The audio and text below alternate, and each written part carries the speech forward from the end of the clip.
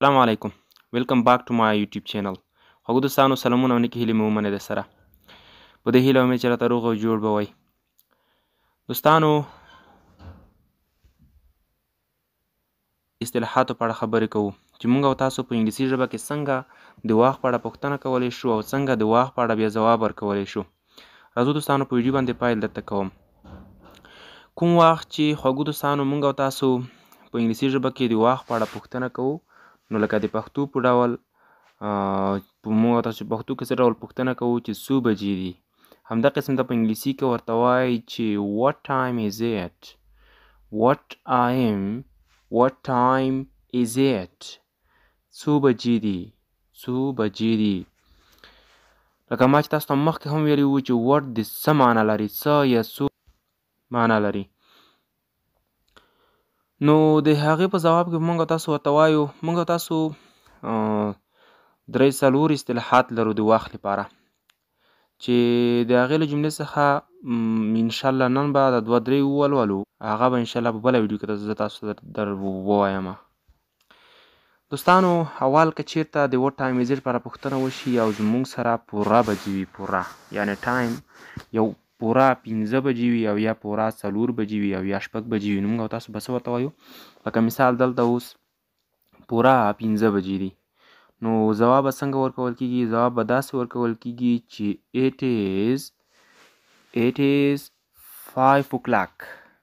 is 5 o'clock نور څه به نه ورسره وایي فقط همدغه جمله تکراروئ it is 5 o'clock what time is it is 5 o'clock که 4 بجې وي it's 4 o'clock که 7 بجې وي it's 7 o'clock همدغه جمله فقط تکراروئ اسانه خبره ده د ماس کې ما د کوم چې د تور رنګ چې کوم ما ورکړی دی دلته دا په دې معنا چې تاسو کولی شئ چې دغه ورته بدلوئ نور دغه سور رنګ کې چې کوم لیکل دي دا سور رنګ کې کومه جمله چې ده دا په همدغه ځای پرېږدئ او فقط دا ورته بدلوئ it's 5 o'clock it's 7 o'clock it's 8 o'clock اسانه خبره ده دوستانو راځو بله اصطلاح ته که چیرته په دې 15 باندې او یا په شپږو باندې او یا په 7 بجو باندې یو څو منټه د پاسه وي بیا به موږ او تاسو څه ورته وایو څه شی به ورته استعمالوو لکه دوستانو دغه مثال چې دی دلته تاسو وګورئ په 15 بجو باندې 10 منټه د پاسه دي نو د دې لپاره موږ او تاسو کومه اصطلاح کاروو نو د دې لپاره به موږ فقط همغه جمله راخلو خو پاس به ورته تکراروو سمه ده پوښتنه په همغه قسم ده کې what time is it څو بجې دي دغه ټایم په باره کې اوس پوښتنه وشوه نو ځواب به یې څه وي ځواب به یې داسې وي چې it is 10 past 5 o'clock یا it is 10 past 5 o'clock تاسو ما ورسره وایي فقط اسانه خبره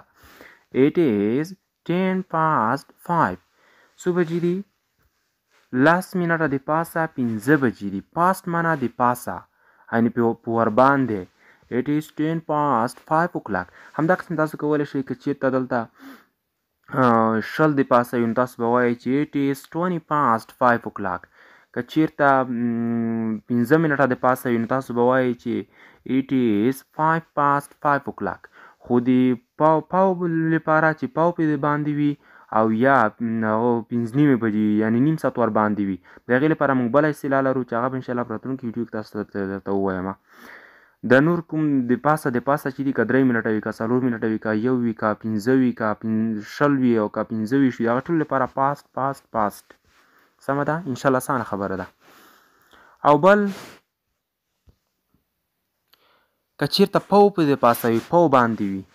یعنې په 15 باندې پو د باندې وي نو هغې لپاره موږ او تاسو بیا ځانګړې اصطلاح لرو هغې لپاره موږ پاست 15 نشو استعمالولی هغې لپاره موږ او تاسو به څنګه استعمالوو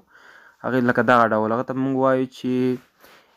it is quarter past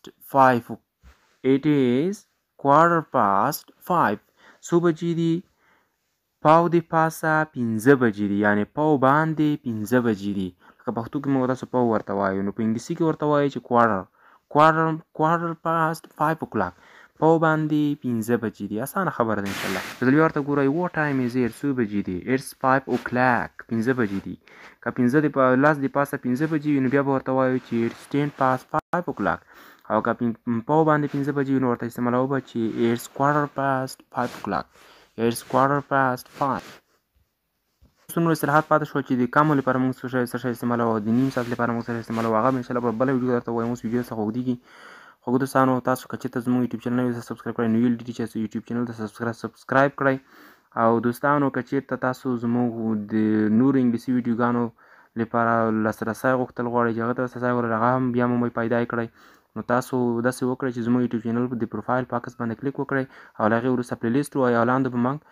موږ د یو کورس جوړ کړی دی چې د لرن انګلیش په نوم سره کورس دی. تر بیا د الله په امان الله مو مل شه. موږ په دعاګانو